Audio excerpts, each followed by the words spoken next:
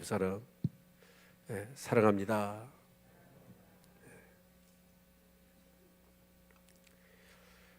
고수는 그런다죠. 수포조가 됐든지 뭐든지 딱 폼만 보면 안 돼요.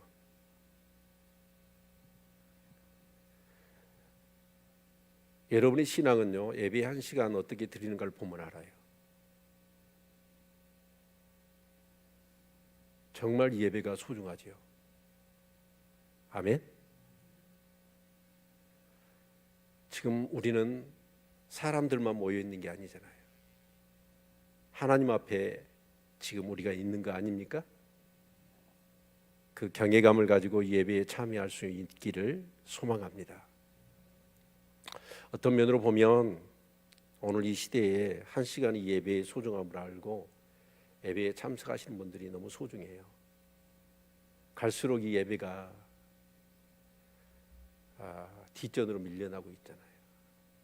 우리의 삶의 우선순위에서 밀려나고 있습니다.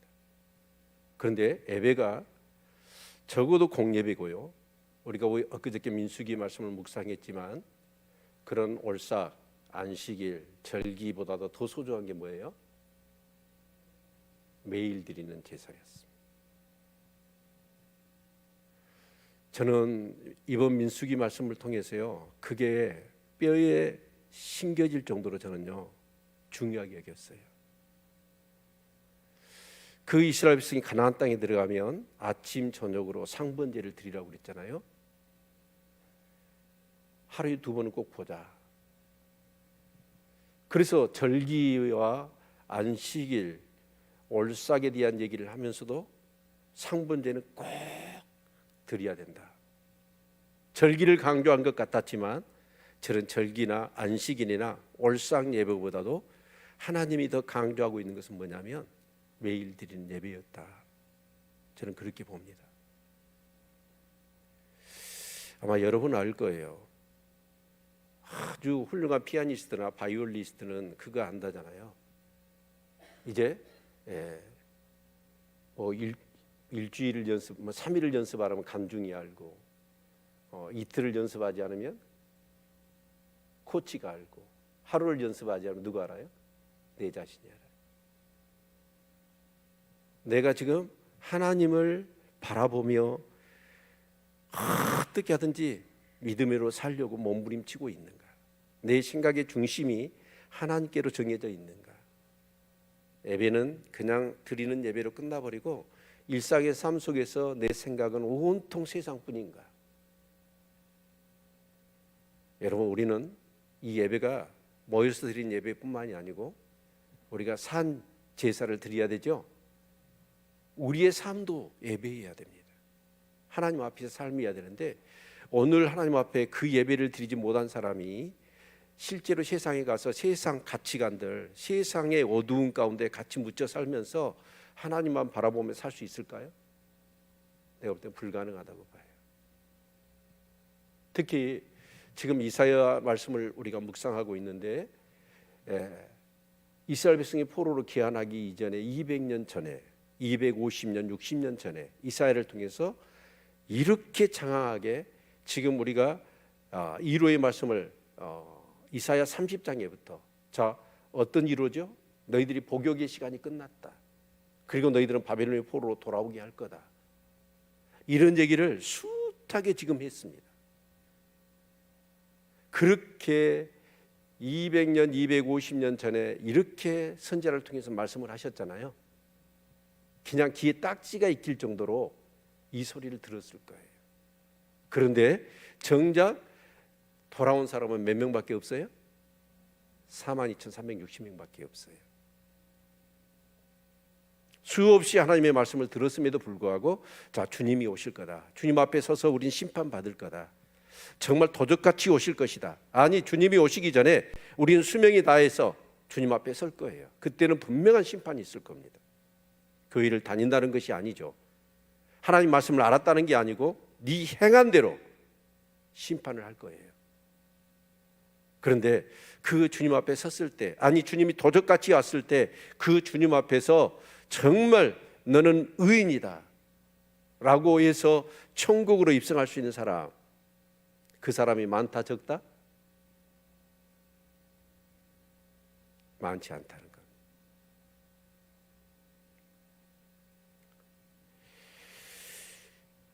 목사로서의 고민이 여기 있는 것 같아요. 물론 제 자신을 위해서도 그렇지만 제가 섬기는 우리 성도님들을 위해서도 생각해 보면 정말 저 신앙을 해가지고 세상을 이겨내고 하나님의 영광을 구현하고 결국은 천국에 입성할 수 있는 신앙일까? 누구도 모르는 일이죠. 하나님만 아실 겁니다. 그런데 목사로서 이렇게 보면 의심이 갈 때가 너무 많아요.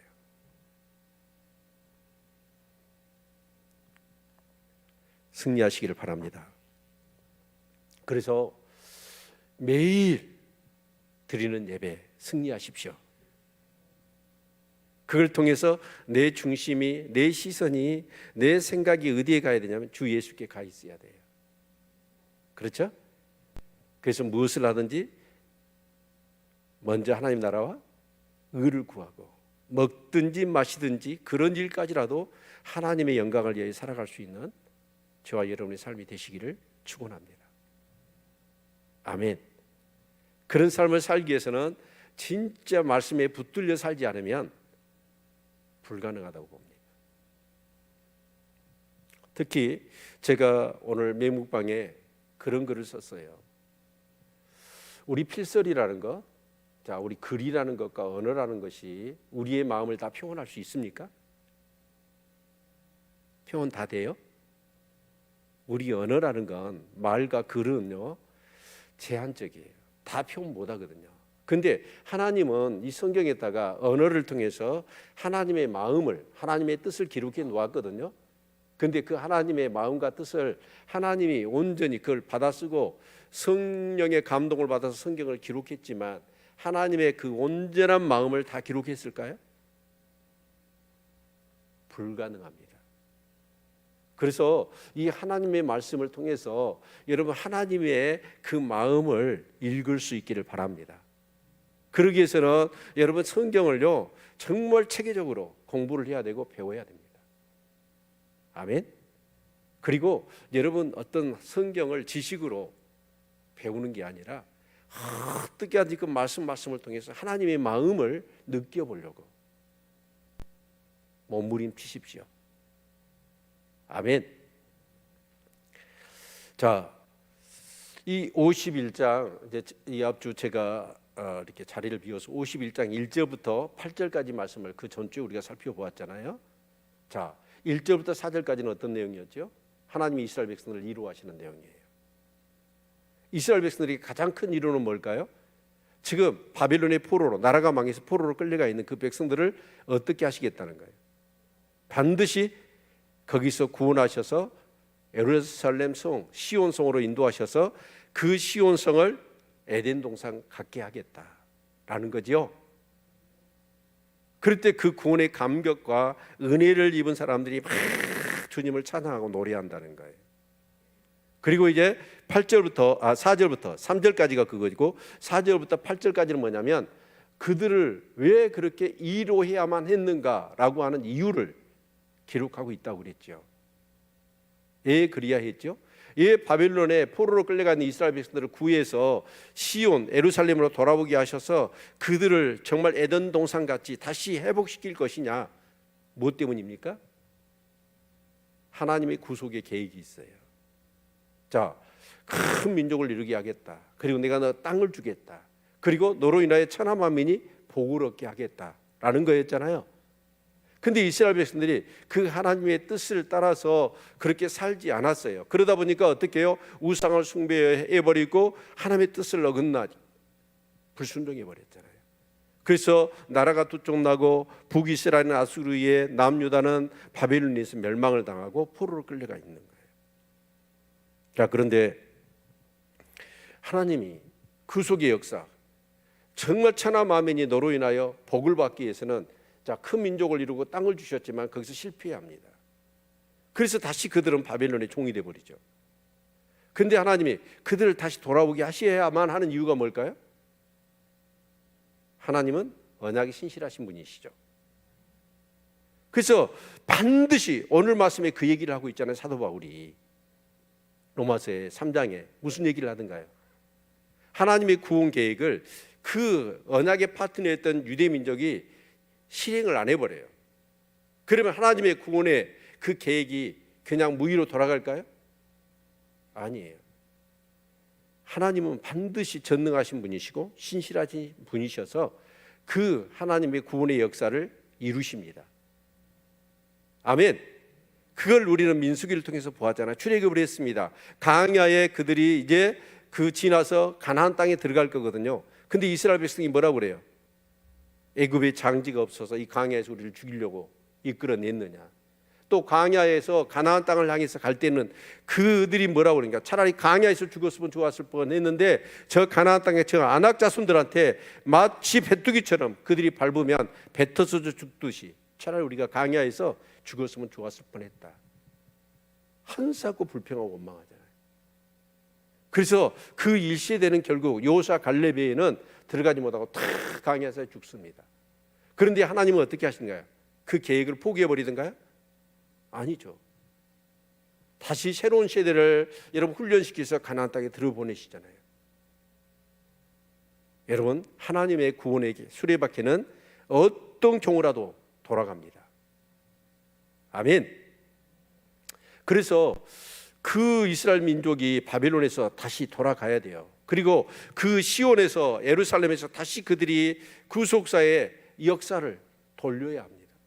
그리고 그 민족을 통해서 누가 태어나야 돼요? 예수 그리스도가 태어나셔야 돼요. 아멘. 그래서 이제 그 예수 그리스도가 태어나셔서 뭘 하신가? 그래서 오늘 이 4장에서 8절에 4절에서 8절 내용을 보면 공의를 이루신다고 그랬어요. 예수님이 공의, 하나님의 공의를 충족시키잖아요. 그 공의를 충족시키는 게 뭐예요? 자, 죄를 지었으면 어떻게 해요? 반드시 죄의 삭은 사망이에요. 지옥을 가야 합니다. 그렇죠? 근데 하나님이 그 사랑이 많고 자비가 많으셔서 그러면 죄를 지었는데 여러분 무조건 죄 없다고 용서해 주나요? 그건 하나님의 공의에 있어서 절대로 여러분 맞지가 않아요. 반드시 그 죄에 대한 책임을 물어야 합니다. 그런데 하나님은 사랑의 하나님이시죠? 사랑과 공의가 혼용되지 않고 서로 손상되지 않고 사랑도 완벽하게 공의도 온전하게 충족시킬 수 있는 그 비결이 뭐냐면 예수 그리스도였어요. 그래서 그 제사, 그 피 흘림이 없으면 제사함이 없잖아요. 그래서 예수님이 하나님의 공의를 충족시키기 위해서 예수님이 우리 대신에 죽는 거예요. 그것이 하나님의 공의를 충족시키는 거지요. 그래서 그 예수 그리스도를 믿어요. 그러면 어때요? 내 죄가 예수님께서 정말 대신 지고 십자가에 죽으셨잖아요. 그 하나님의 공의를 충족시켰기 때문에 그것을 우리가 믿음으로 인하여 저와 여러분이 의롭게 되는 거예요. 그런 사람은 구원을 받습니다. 그런데 그 예수 그리스도의 그 하나님의 공의를 충족시키신 예수 그리스도를 믿지 않아요. 왜 믿지 않을까요? 첫 번째는 자기가 죄인 줄을 몰라요. 그리고 두 번째는 뭐냐, 그 죄가 얼마나 심각한지를 몰라요. 그래서 예수를 안 믿는 거예요. 그런 사람은 어떻게 합니까? 심판을 받는 것이죠. 아멘입니까? 네. 자, 그 얘기를 이제 51장 8절까지 그렇게 했던 겁니다. 자, 그리고 이제 오늘 본문의 내용은 그런 하나님의 그런 이로와 구원의 그런 계획과 이유들을 들었던 이사야가 9절부터 11절까지는 기도하는 내용이에요. 뭐라고요? 기도하는 내용. 자, 하나님이 구원해 주신다는 거, 다시 회복시켜 주신다는 거예요. 그럼에도 불구하고 이사야는 기도하지요. 아멘. 에스겔서 36장 37절 말씀을 한번 볼까요? 에스겔서 그 뒤에 있으니까 우리가 36장 37절.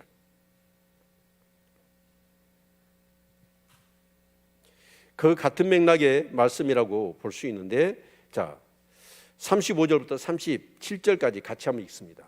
에스겔서 36장 35절로 37절 우리 같이 한번 보지요. 자, 시작. 사람이 이르기를 이 땅이 항마하더니 이제는 에덴 동산 같이 되었고 황량하고 적막하고 무너진 성읍들에 성벽과 거민이 있다 하리니 너희 사면에 남은 이방 사람이 나 여호와가 무너진 것을 건축하며 황무한 자리에 심은 줄 알리라. 나 여호와가 말하였으니 이루리라. 자, 하나님이 말씀하셨으니까 이루실 거죠? 그럼 우리는 어떻게 해야 돼요? 하나님이 이루실 것이니까 우리는 뭐 해야 돼요? 뭐 해야 돼요? 가만히 있으면 돼요? 아니에요. 기도해야 돼요. 그래서 37절 같이 읽습니다. 시작. 나 주 여호와가 말하노라. 그래도 이스라엘 족속이 이와 같이 자기들에게 이루어 주기를 내게 구하여야 할지라 내가 그들의 인수로 양떼같이 많아지게 하되. 자, 회복시키시겠대요. 하나님이 이루신대요. 그러면 우리는 어떻게 해요? 믿음이 좋으니까 당연히 하나님이 이루시지 라고 우리는 가만히 기다리고만 있으면 되냐? 아니라는 거예요. 그래도 구해야 된다. 왜 구해야 될까요? 오늘 본문에 다시 본문으로 돌아보죠. 하나님이 그들을 회복시키겠다는 거예요. 자, 그래도 구해야 된다는 거예요. 그래서 이사야는 기도해요. 여러분, 선지자들은 알아요. 하나님이 약속하셨어요. 그것을 전했어요. 그리고 끝나는가요? 아니에요. 선지자들은 기도합니다. 하나님의 약속이 이루어지도록. 여러분, 하나님이 말씀하셨죠? 자, 기도할 수 있기를 바랍니다. 그렇게 기도할 때 어떻게 됩니까? 우리가 기도하지 않으면 어떻게 될까요? 하나님이 당연히 이루실 것을 알아요. 그러면서 그 기도가 안 되어지면 어쩌냐? 나중에 어떤 생각을 갖냐면 하나님이 이루신 것이라고 생각 안 해요. 그냥 저절로 된 것으로 생각해버려요. 제가 전에 말씀드렸잖아요. 저희 아버지가 6개월 시한부 생명을 딱 떨어뜨렸어요. 근데 하나님 치료해 주셨거든요. 그리고 23년을 더 사셨어요. 그런데 그 가정 속에 저희 큰형님이 그러더라고요. 아버지 암이 아니었대요. 아버지가 의사가 6개월 시한부 생명을 때렸거든요. 근데 하나님 고쳐주셨어요. 근데 안 돌아가셔. 근데 큰형님은 그 일로 인해서 교회를 다니긴 했지만 믿음이 없었어. 그러니까 어떻게 생각하냐면 아예 하나님이 치유했다는 생각은 안 하고 하나님 아버지가 암이 아니었다고 해버리더라고요. 근데 저는 기도했거든요. 하나님이 치료하신 걸 너무나 분명히 알아요. 하나님께 감사하지요. 기도해야 합니다. 기도해야 그걸 당연하게 여기지 않고 감사할 수 있고 하나님이 하신 일이라는 것을 확신할 수 있는 거죠. 아멘. 그래서 이사야는 그렇게 기도합니다. 9절 볼까요? 여호와여, 여호와의 팔이여 깨소서 깨소서 능력을 베푸소서 옛날 옛시대에 깨신 것 같이 하소서. 라합을 점이시고 영을 찌르신 이가 어찌 주가 아니시며 바다를 넓고 깊은 물을 말리시고 바다 깊은 곳이 길을 내어 구속 얻은 자들로 건너게 하신 이가 어찌 주가 아니시냐이까. 자, 이 이사야는 하나님께 기도합니다. 여호와의 팔이여 깨소서 깨소서 능력을 베푸소서. 마치 하나님이 자고 계신 것처럼. 그래서 하나님을 흔들어 깨워요. 그리고 그 능력의 팔로 뭐 하라는 거예요? 그들을 구원해 달라는 거예요. 그러면서 옛날 옛시대에 깨신 것 같이 하소서. 라합을 점이시고 영을 찌르신 이가 어찌 주가 아니십니까? 여기서 라합이 누굴까요? 성경을 이렇게 읽다 보면 이렇게 라합이 나오잖아요. 그럼 궁금해요? 안 궁금해요? 엄청 궁금하죠? 예? 예. 저는요 이렇게 성경을 읽다가 라합이 기생 라합인가? 그러면 기생 라합이 여기에 들어갈 이유가 없는데 막 생각을 하는 거예요. 그래서 여러분 성경을 찾아보면 성경은 성경으로 풀어집니다. 그럴 때 재미가 있는 거예요. 그 성경을 성경으로 풀다 보면 이렇게 짝짝짝 성경이 문맥이 맞춰지면서 그 뜻이 이해가 되어지는 거예요. 자, 우리 이사야서 30장 7절 같이 한번 읽어볼까요? 이사야 30장. 우리가 다 살펴봤어요. 라합에 대해서도. 그런데 늘 새롭죠, 우리는. 30장 7절 같이 한번 읽겠습니다. 시작.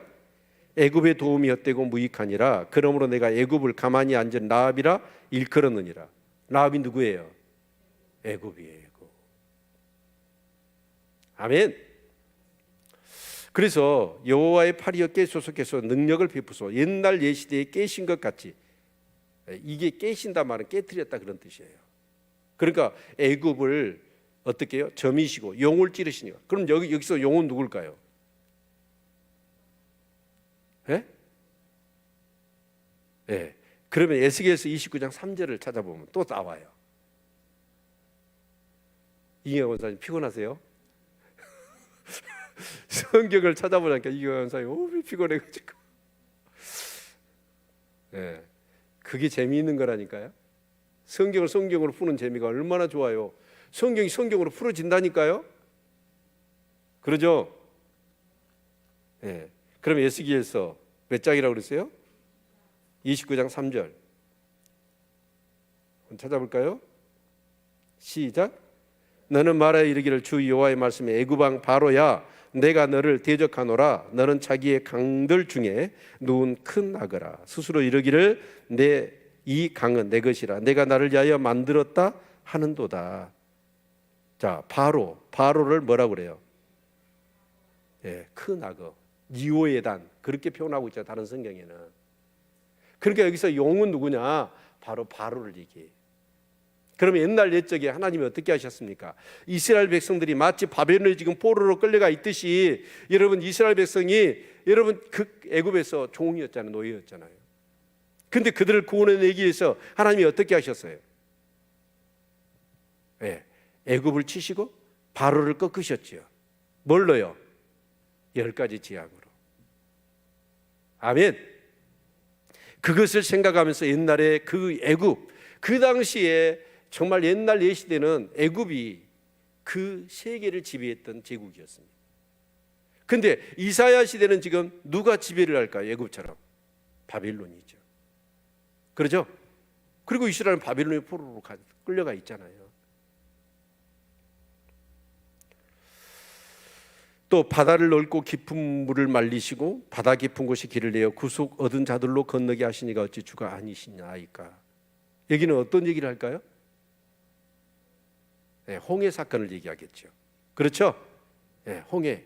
그 진짜 바다의 밑에 그 마른 길, 마른 땅, 그 길이 놓여 있을 줄은 누가 알았어요? 그런데 그 동풍으로 그 바다를 어떻게 가르셨잖아요. 그리고 이스라엘 백성들이 마른 땅을 건너던 바닷속을 거닐었잖아요. 그래서 그들을 이끌어내셨잖아요. 애굽에서. 그것처럼 하나님이 바벨론에서 하나님의 언약의 백성, 그 백성들을 이끌어내시라는 거예요. 아멘. 그래서 11절에 여호와께 구속된 자들이 돌아와서 노래하며 시온으로 들어와서 그 머리에 영영한 기쁨을 쓰고 즐거움과 기쁨을 얻으리니 슬픔과 탄식이 달아나리이다. 예, 여기서 중요한 게 뭐냐면 여호와께 구속된 자들. 아멘. 저와 여러분은 하나님께 구속된 자들입니다. 예수 그리스도를 통하여 제사함을 받고 창세전에 선택받아 이제 하나님의 자녀가 된 저와 여러분인 줄로 믿습니다. 그런 자들은 그 바벨론 포로에서 돌아온 자 42,360명이죠. 그들은 어째요? 비록 그 예루살렘 땅에 갔더니 나중에 보십시오. 그 예루살렘 땅에 갔더니 에덴 동산 같았나요? 그러지 않았죠. 성전 수룹바벨과 학계 선지자를 통해 수룹바벨이 그렇게 성전을 지을 때 그 사마리아 사람들 산발라 도비아 이런 사람들이 와가지고 불질러 버리고 약탈해 가고, 그래서 나중에 느헤미야가 가서 성벽을 쌓잖아요. 얼마나 고통스러웠는지 몰라요. 그런데 그 사람들은 그게 중요한 게 아니죠. 뭐가 중요할까요? 물론 바벨론의 포로에서 그들이 자기들이 노력을 하고 독립운동을 해가지고 이런 바빌론을 쳐부수고 그들이 시온 땅으로 돌아온 게 아니잖아요. 누구에 의해서? 철저히 하나님에 의해서 그 페르시아 고레스 왕을 통하여서 정말 그들이 생각지도 않았는데 돌아가라고 그랬잖아요. 내가 성전 지어준다고, 너희 하나님 섬기라고. 그게 뭘까요? 구원의 은총이죠. 아멘. 아마 슬픔과 탄식, 정말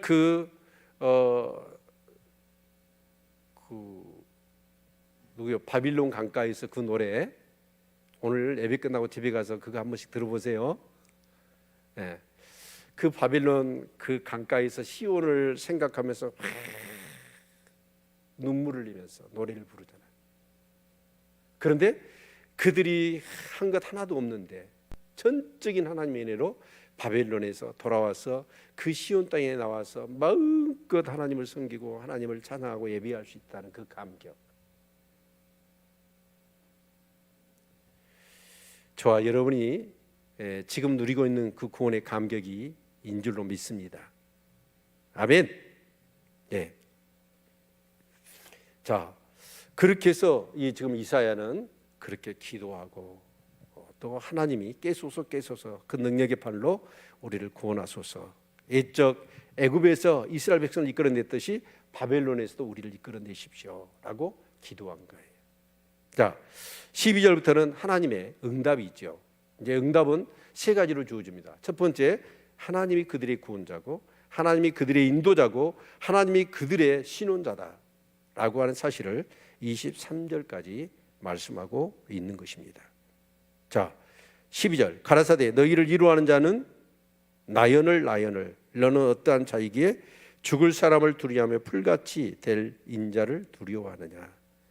하늘을 펴고 땅에 기초를 정하고 너를 지은 자 여호와를 어찌하여 잊어버렸느냐. 너를 멸하라고 예비하는 저 학대자의 분노를 어찌하여 항상 종일 두려워하느냐. 학대자의 분노가 어디 있느냐. 자, 여러분 여기 보면 그들을 위로할 수 있는 분은 누구예요? 하나님이에요. 저와 여러분의 참 위로자는 누굽니까? 하나님이십니다. 여러분이 고난을 당하고 환난을 당하고 정말 극심한 그런 고통 가운데 있을 때 사람들의 도움, 위로 얼마나 따뜻합니까? 힘이 나잖아요. 그런데 그 사람의 위로와 격려와 힘은요, 근본적인 위로는 되지는 못해요. 우리의 진정한 위로자는 하나님 한 분뿐이십니다. 그래서 도울 힘이 없는 인생을 의지하지 마십시오. 여러분 정말 있다가 없어질 세상에 그런 것들을 의지하지 않기를 바랍니다. 그런데 여기 보면 진짜 위로자는 하나님이거든요. 그런데 그들은 어쩌냐? 하나님의 위로를 받기보다는 뭐예요? 오히려 그 학대자들, 바벨론의 그 시퍼런 권력을 가지고 그 정책 하나로 인하여 그들의 삶을 안전히 이랬다 저랬다 좌지우지할 수 있는 그 바벨론의 권력자들, 그들을 두려워하고 무서워했다는 거예요. 여러분 언제 세상이 무섭습니까? 언제 세상이 두려워지는가요? 하나님을 잊어버리면 그래요. 아멘. 근데 하나님을 잊어버리지 않는 사람, 그 역사의 주관자요, 모든 그런 왕들을 다스리고 이 세상의 모든 역사를 주관하시는 분이 하나님이신 것을 절대로, 여러분 믿는 사람은 어쩌냐? 절대로 세상이 두렵지 않습니다. 아멘. 12정탐꾼의 얘기는요 참 우리에게 많은 교훈을 줍니다. 똑같은 아낙 자손이 있었습니다. 그 가나안 땅 똑같이 돌아봤거든요. 그런데 돌아와서 그 10명과 2명의 보고는 너무나 상이했지요. 10명의 정탐꾼은 뭐라고 그랬어요? 그들은 아낙 자손이 있더라. 거기에 비하면 우리는 메뚜기여서 그들이 한번 그냥 발로 밟아버리면 우리는 배 터져 죽는 메뚜기 같은 너무나 나약한 존재다. 근데 여호수아 갈렙 뭐라고 그랬어요? 그들은 우리의 밥이라. 차이가 뭐죠? 하나님을 믿느냐 하나님을 믿지 않느냐에 따라서 보는 것들이 다 달라져 버린다는 거예요. 여러분 그 믿음이 있기를 축원합니다. 하나님의 관점에서 볼 수 있고 하나님의 말씀에 근거하여 모든 것을 해석해낼 수 있는 그 믿음이 있어야 하는 거예요. 그런데 그런 하나님에 대한 믿음과 그 하나님의 약속의 말씀을 우리가 붙잡지 못하면 어쩌냐? 여러분, 세상과 사람이 두려워요. 그러니까 그런 얘기 하잖아요. 문제 앞에 문제를 묵상하는 문제는 크기만 합니다. 근데 문제 앞에서 하나님을 묵상하는 그 문제는 작아집니다. 이게 믿음이죠. 아멘. 그래서 오늘 본문에도 13절에 얘기합니다. 하늘을 펴고 땅의 기초를 정하고 너를 지은 자 여호와를 어찌하여 잊어버렸느냐? 라고 말씀하시는 거예요. 하나님을 잊어버리니까 세상이 두려운 거죠. 그런데 하나님을 잃어버리지 않은 사람은 세상이 두렵지가 않아요. 상황에 맞는 해석을 해볼까요? 자, 이사야 선지자를 통해서 지금 유다가 바벨론에 멸망하기도 전입니다. 586년에 멸망했으니까 지금 730년이에요. 그러면 앞으로도 몇 년 있어야 돼요? 152년이 있어야 이스라엘이 망하는 거예요. 유다가 망하는 거예요, 바벨론에.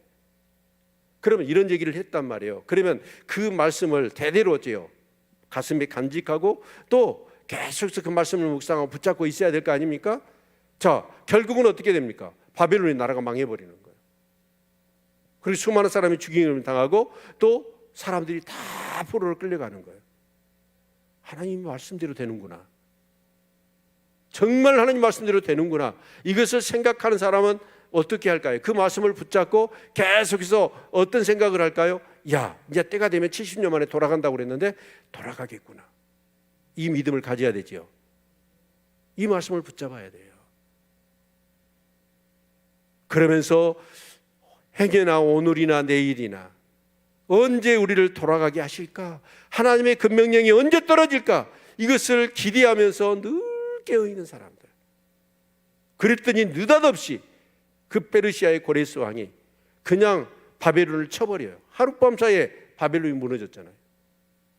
그리고 고레스가 얘기할 선포를 하는 거예요. 조서를 내려가지고 유대 백성들은 다 돌아가라, 예루살렘으로. 그리고 내가 성결을 지어줄 테니까 너의 하나님을 섬겨라 라고 얘기를 하는 거예요. 그러면 그 말씀이 딱 선포되면 어떻게 해야 돼요? 준비된 사람들은 뒤도 안 돌아보고 그 말씀 붙들고 이스라엘로 가는 거지요. 그런데 수백만의 유대인들이 있었지만 그들이 어떻게 해요? 돌아가지 않아요. 왜 그랬을까요? 말씀을 붙잡고 안사한 거예요. 그리고 그들은 어떻게 하든지 그 바벨론에서 땅 사고 집 짓고 정말 거기서 어떻게 하든지 안주하며 살려고 그렇게 살았던 사람들은 한 사람도 돌아가지 못한. 주님 오실 때도 그럴 거고요. 주님이 안 오시더라도 우리 신앙생활을 지금 어떻게 하고 있느냐, 말씀 붙들고 늘 깨어있는 사람들, 주님 앞에 설 것을 생각하고 그것을 준비하는 사람들, 그런 사람은 주님 앞에서 어떤 삶이 될까요?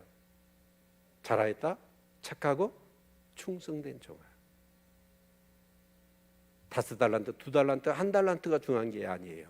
어떤 큰 일을 했는 자가 중요한 게 아니더라고. 하나님이 그때 5달란트, 2달란트 받은 사람에게 똑같이 얘기합니다. 잘하였다, 착하고 충성된 종아. 중요한 게 뭐예요? 충성된 거예요. 성실하시길 바랍니다. 아멘. 어떤 사람이 성실한 사람일까요? 충성된 사람일까요? 말씀 붙들고 늘 그 하나님 말씀대로 사는 사람.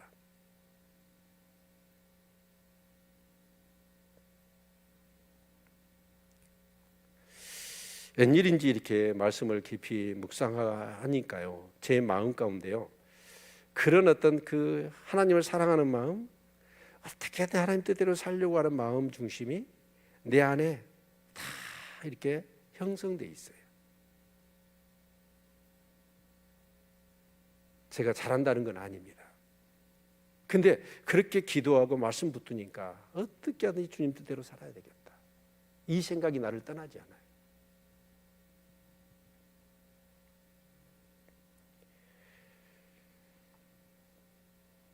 하나님을 잊어버리지 맙시다. 하나님을 잃어버리지 않는다는 건 뭐예요? 말씀을 놓치지 않는 거예요.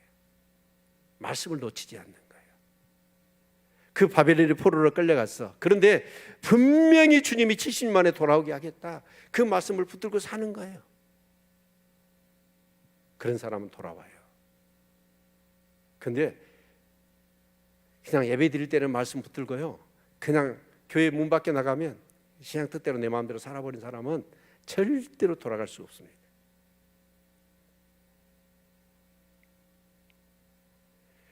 (14절) 볼까요? 결박된 포로가 속히 놓일 것이니 죽지도 아니할 것이요 구덩이로 내려가지도 아니할 것이며 그 양식이 핍절하지도 아니하리라. 여러분, 결박된 포로가 속히 놓일 것이니, 이게 수동태로 되어 있잖아요. 그러니까 뭐냐면 이스라엘 백성이 능동적으로 막 독립운동해서 된 게 아니라 하나님의 은혜로 된 것이죠. 우리는 그 사실을 수없이 지금 얘기했죠. 구속물로 뭘 줬어요? 페르시아의 고레스 왕한테 애굽 구스 스바라고 하는 시의 나라를 대속물로 줬잖아요. 그렇죠? 그것을 얻고 나서 이 고레스 왕이 어떻게 생각합니까? 와, 하나님, 그 말씀을 누가 가르쳐 줬을까요? 다니엘. 그러니까 여러분, 그 고레스 원년에 다니엘이 제상으로 있었습니다. 다니엘이 다 그것을 세 제국, 바벨론, 메데, 페르시아라고 하는 세 제국의 제상으로 다니엘이. 그러니까 이 다니엘은요, 전무후무한 사람이에요. 그를 범죄할 수가 없습니다. 세상의 지식과 지혜가. 그래서 다니엘이 고레스 왕한테 다 하나님의 계획들을 일러주니까 그 계획대로 고레스가 애굽을 쳐봤어, 구스를 쳐봤어, 스바를 쳐봤어. 속죄없이 물으면서 자기 이름 앞에 무릎을 꿇어버리는 거예요. 납득이 되지 않을 방법을 통해서 그들이 자기 속국이 되어져 버렸잖아요. 그러니까 와, 그럼 나도 하나님 약속을 지켜야지 라고 하면서 그 이스라엘 백성들을 보내버린 거예요. 아멘. 그래서 결박된 포로가 속히 놓일 것이니 죽지도 아니할 것이요 구덩이로 내려가지도 아니할 것이며, 우리 한글 성경에는 이것이 두 문장으로 되어 있는데 구덩이로 내려가 죽지 아니할 것이요, 언어 성경은 그렇게 되어 있습니다. 그러면서 그 양식이 핍절하지도 아니하리라. 반드시 뭐 한다는 거야? 하나님이 그들을 구원해 내시겠다는 거죠. 아멘입니까?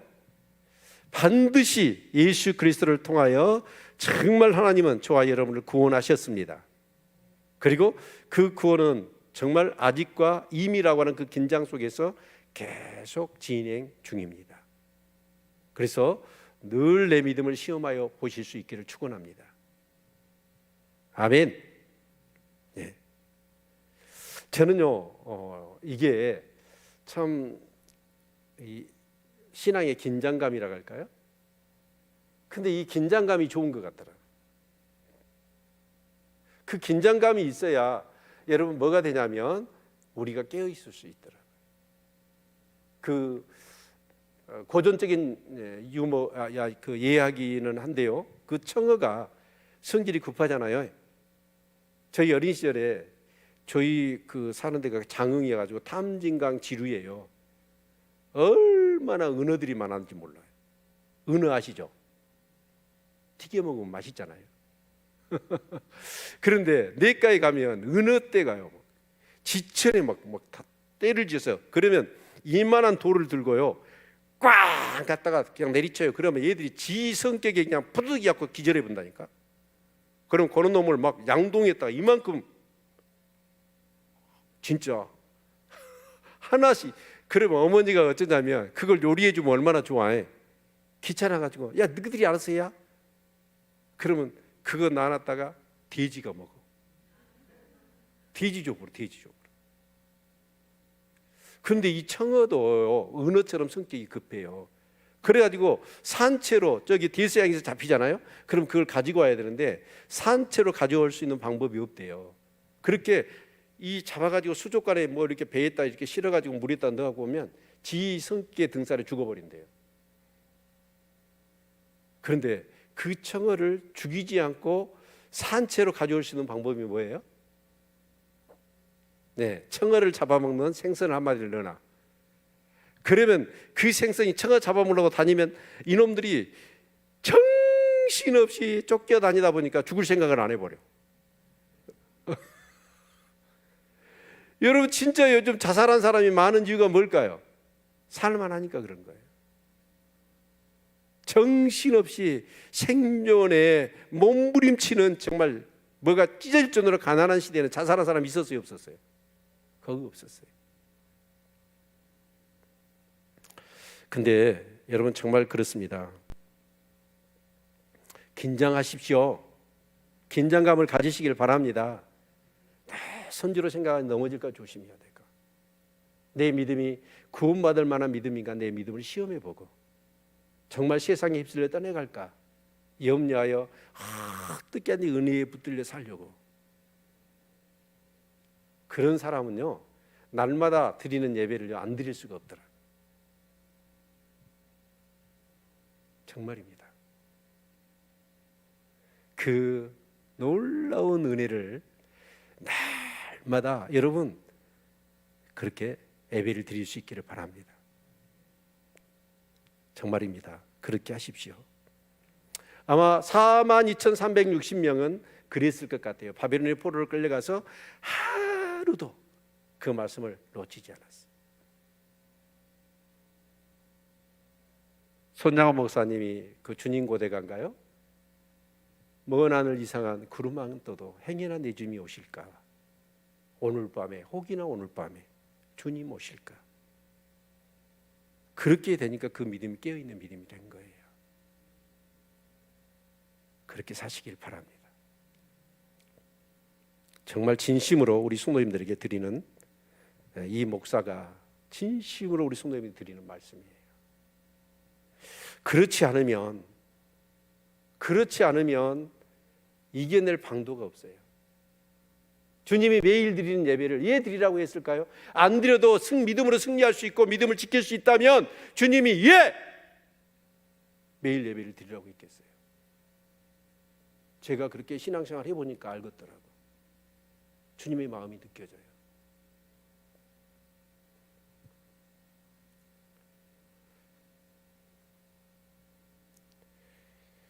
나는 내 하나님 여호와라. 바다를 저어서 그 물결로 흉영케 하는 자니 내 이름은 만군의 여호와니라.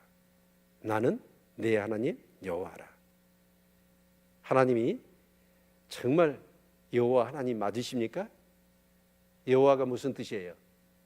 언약에 신실하신 하나님. 하나님이 인자가 아니시니 후회가 없고 인생이 하시니 거짓이 없으십니다. 하신 말씀을 반드시 이루십니다. 그 신실하신 좋으신 하나님, 그 하나님이 나의 하나님. 그래서 엘리야가 기도하지 않습니까? 여호와가 하나님인 것과 내가 하나님의 종인 것과 하나님의 말씀대로 모든 것이 이루어진 것을 저들로 보게 해 주십시오. 사실 이 기도가 저는 새벽마다 드리는 기도예요.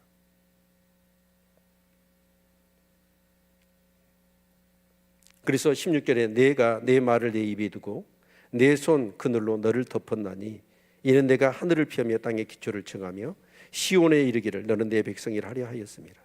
내가 내 말을 내 입에 두었다는 거예요. 아멘. 성경을 묵상하십시오. 하나님은 하나님의 말씀을 우리 입에다 뒀대요. 묵상이 뭐예요? 늘 하나님의 말씀을 주저리 낭독하고 그 말씀을 또 생각하고 묵상하고. 그래서 그 하나님의 말씀이 내 입에 붙어 있어요.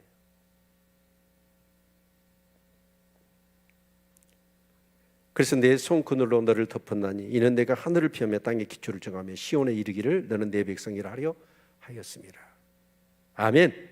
그래서 하나님 반드시 그 시온으로 그들을 이끄시고 구원하셔서 나는 그들의 여호와 하나님이 되고 그는 나의 백성이 될 것이다. 이 말씀을 하시는 거죠. 하나님이 나의 하나님 맞습니까? 나는 그 하나님의 자녀 맞습니까? 이 양자됨의 은혜, 그 놀라운 신분, 그 특권, 여러분 이 믿음이 흔들리지 않기를 축원합니다. 자, 그래서 나는 너의 구원자다.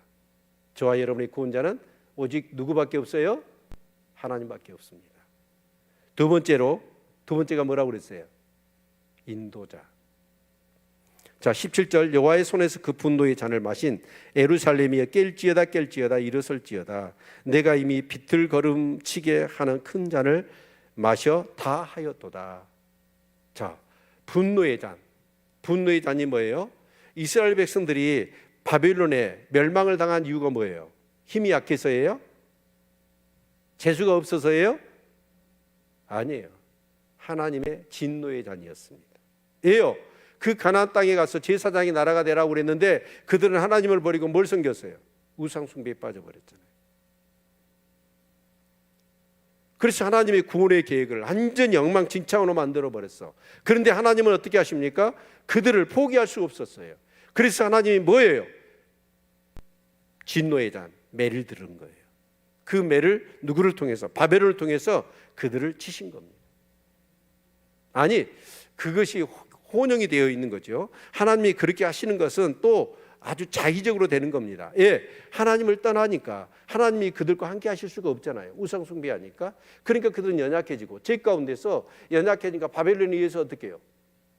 멸망당할 수밖에 없는 거지. 그렇죠? 네. 자, 그런데 이제 그 진노의 잔을 그들이 다 마셨다는 거예요. 그러니까 이제 어떻게 해요? 그들을 하나님이 구원하셔서 인도하시겠다는 거잖아요. 그렇죠? 그런데 인도를 해야 되는데 네가 낳은 모든 아들 중에 너를 인도할 자가 없고 너의 양육한 모든 아들 중에 그 손으로 너를 이끌 자도 없도다. 근데 문제는 뭐냐면 그 이스라엘 백성들을 인도해내고 그들을 이끌 자가 있어요, 없어요? 없어요. 예요. 다 바벨론에 이 포로로 끌려갔던 1세대는 다 죽어버렸잖아요. 그리고 그들을 이끌어낼 그럴 어떤 지도자가, 물론 우리가 성경을 보면 첫 번째는 수르바벨과 뭐 학계 선지자나 이런 사람들이 이스라엘 백성을 이끌고 나오잖아요. 2차는 누구예요? 느헤미야잖아요. 3차는 에스라잖아요. 그래서 3차로 기한합니다, 이스라엘 백성들이. 근데 2차, 3차는 불과 뭐 한 1000명 내외로 소수가 돌아와요. 그런데 문제는 뭐냐면 근본적으로 그들을 이끌고 그들을 인도할 분은 누구예요? 하나님이신 거죠. 아멘. 여러분, 하나님을 여러분의 삶의 인도자로 믿고 그 인도하심 가운데 늘 거하는 삶이 되실 수 있기를 축원합니다. 19절 이 두 가지 일, 그들을 양육하고 그들을 인도할 자가 없어요. 이 두 가지 일이 내게 당하였으니 누가 너를 위하여 슬퍼하랴? 곧 항피와 멸망이요 기근과 칼이라. 내가 어떻게 너를 이루하랴? 그들을 진짜 인도할 사람이 없잖아요. 특히 여러분 영적인 지도자들 중요하게 여길 수 있기를 바랍니다. 그리고 그 영적인 지도자가 소경이 되지 않도록 기도하시기를 바랍니다. 왜냐하면 제가 소경이면 여러분을 다 어디로 인도할까요? 소경이 소경을 인도할 수 없거든요. 여러분 목자를 위해서 기도하십시오. 깨어있는 자. 그래서 어떻게 하든 내 영혼에 대한 그런 부분들의 바른 어떤 지침과 가르침과 그런 바른 양육을 할 수 있는 그런 목자가 되게 해달라고 여러분 기도할 수 있기를 바랍니다. 그래서 20절 내 아들들이 곤비하여 그물에 걸린 영양같이 온 거리 모퉁이에 누웠으니 그들에게 여호와의 분노와 내 하나님의 견책이 가득하였도다. 여러분 그물에 걸린 영양, 간혹 이렇게 이렇게 이 영상물을 보면 덫이나 그물에 걸려 있는 짐승들을 보아요. 근데 우리는 손발이 있으니까 그걸 풀어내잖아요. 근데 짐승들은 어떻게 해요? 발버둥 치다 보니까 그물은 어떻게 해요? 점점 더 옥죄입니다. 그리고 결국은 기진해 가지고 죽어버리죠. 근데 이스라엘 백성들이 결국은 그들을 양육하고 그들을 인도하고 그들을 어떻게 할 수가 없으니까 그물에 걸려 가지고 걸려 죽어가는 양처럼 이스라엘 백성들이 그렇다는 것이죠. 그래서 21절 그러므로 너 공고하며 포도주가 아니라도 취한 자여 이 말을 들으라. 내 주 여호와 그 백성을 신원하시는 네 하나님이 이같이 말씀하시되 보라 내가 비틀거름치게 하는 잔 곧 나의 분노의 큰 잔을 내 손에서 거두어서 너로 다시는 마시지 않게 하고 그 잔을 너를 공곡케 하던 자들의 손에 두리라. 그들은 일찍이 내게 이르기를 엎드리라. 우리가 넘어가리라 하던 자들이라. 너를 넘어가려는 그들이 앞에 내가 내 허리를 펴서 땅 같게 거리 같게 하였느니라 하시니라. 여기 22절에 보면 그 백성을 신원하신다는 얘기가 나와요. 이 신원한다는 뜻이 뭐죠? 신원한다. 네, 언수를 갚아주신다는 얘기죠. 그러니까 결국은 하나님이 분노의 잔, 그래서 이스라엘 백성들을 어떻게 매를 들어, 바벨론이라는 매를 들어 이스라엘을 치시는 거예요. 그래서 그들이 정신 차려서 회개하고 돌아오도록. 그런데 이 매가 어째요? 매가 살아있어. 그래가지고 이 매가 한 대만 때리라고, 한 5대만 때리라고 그랬어. 근데 이 매가 살아있어가지고 감정을 가지고 욕심을 가지고 어떻게 해버려요? 5대만 때린 게 아니라 죽도록 패버린 거예요.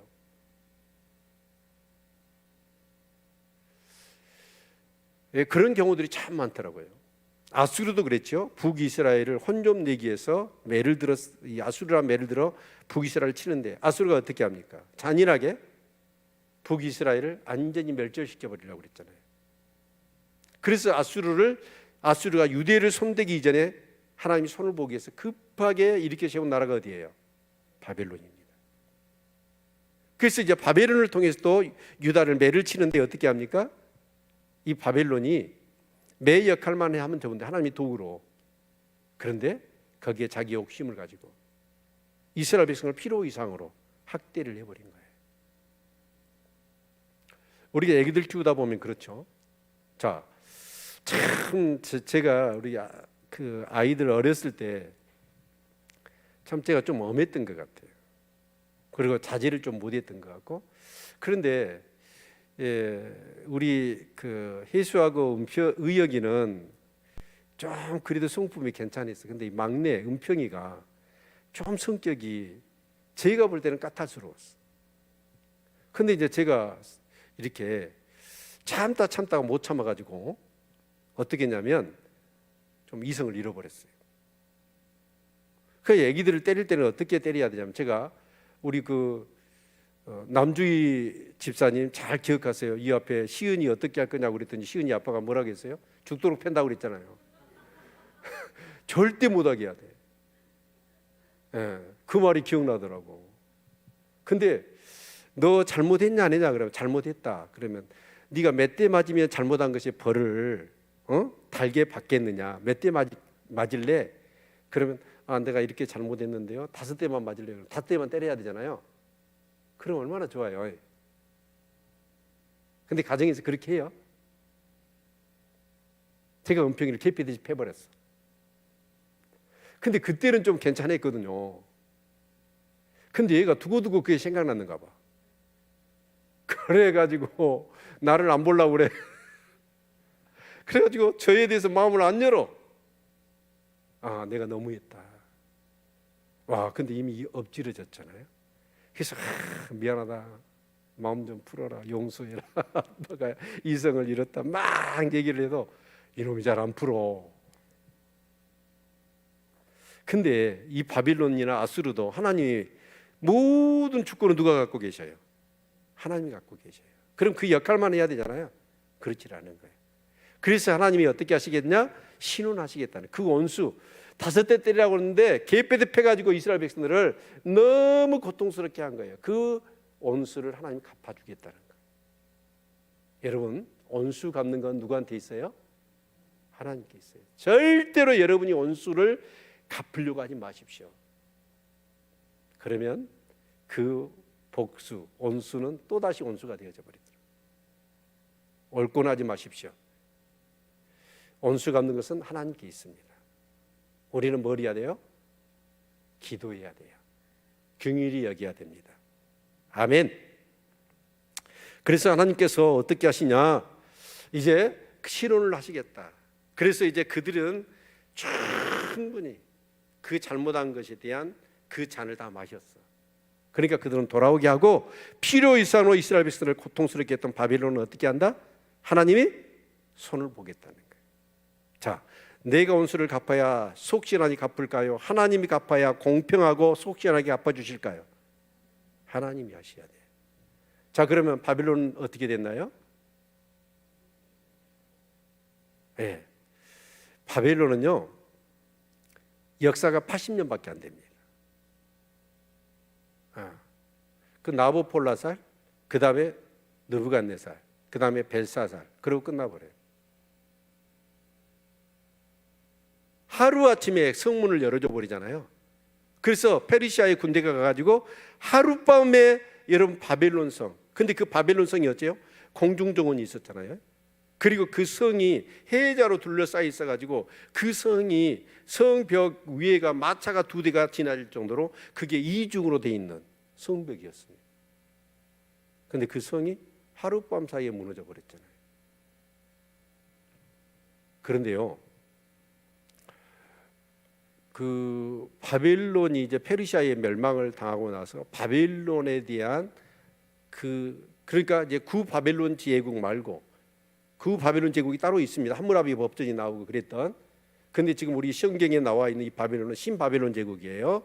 근데 이 바벨론 제국은 그 무너진 다음에 페르시아가 이렇게 번성하고 난 다음에 이 바벨론이라는 성 자체가 없어져 버립니다. 역사 속에서 깜짝같이 사라져 버려요. 그런데 1887년이죠. 독일 고고학자 콜데바이라고 하는 사람, 콜데바이라고 하는 사람이 그 바그다드 인근의 사막길을 걷다가 토판을 발견해요. 근데 토판이 제법 몇 개가 더 나와. 그래서 그 모래 속 한 20m를 파헤쳤더니 그 20m가 바벨론 선이 2000년 동안 잠자고 있었던 거예요. 하나님이 원수를 갚아버리니까 어떻게 돼요? 2000년 동안 그 제국이요 역사 속에 사라져 버렸다. 참 무섭죠. 네. 그래서 여러분 집에 돌아가시면 그 바벨론 유적하고 한번 쳐보십시오. 쳐보면 콜데바이 독일 고고학자에 의해서 발견된 경위와 그리고 그 바벨론 성을 전체가 복원이 안 됐습니다. 한 4분의 1 정도 복원되어 있는 그 부분을 아마 사진으로 여러분 확인하게 될 거예요. 여러분 이제 말씀을 맺겠습니다. 여러분은 지금 이제 이 바벨론과 같은 어떤 그런 상황들, 우리가 삶을 살다 보면 나라가 망하고 포로로 끌려가서 기약 없는 삶을 기다려야 되는 고통의 시간들, 우리가 인생의 삶을 살다 보면 그런 때가 있어요. 그런데 그럴 때 우리를 구원하신 분이 누구예요? 하나님이시고, 그 어두운 길에서 우리를 인도하실 분이 누구예요? 하나님이시고, 서로 억울한 일을 당했다 할지라도 그 원수를 갚으실 분이 누구예요? 하나님이에요. 그런데 그럴 수 있는 사람이 누구냐? 늘 말씀을 붙잡고 사는 사람이에요. 날마다. 그게 안 되면요, 안 돌아온다니까요. 돌아올 수가 없다니까요. 우리가 열심히 신앙생활하고 헌신도 하고 봉사도 했는데 천국 못 가면 뭐예요? 말짱 도루묵입니다. 필요가 없어요. 그런데 죽으실 갈 천국을요, 오늘 이 땅에서 살아야 돼요. 그게 신앙생활이에요. 나를 죽이고 정말 주님처럼 사는 거. 주님이 말씀이잖아요. 말씀대로 사는 거. 이게 되셔야 믿음으로 승리할 수 있습니다. 너무나 우리 신앙이요 형식적이에요. 삶이 안 되어 있는 거예요, 신앙이.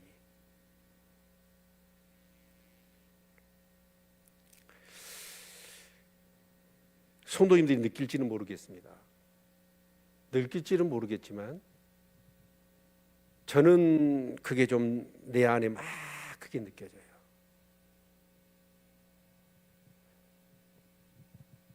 믿음이라는 건, 그래서 로마서 1장 16절 17절에 믿음으로 얻게 되잖아요.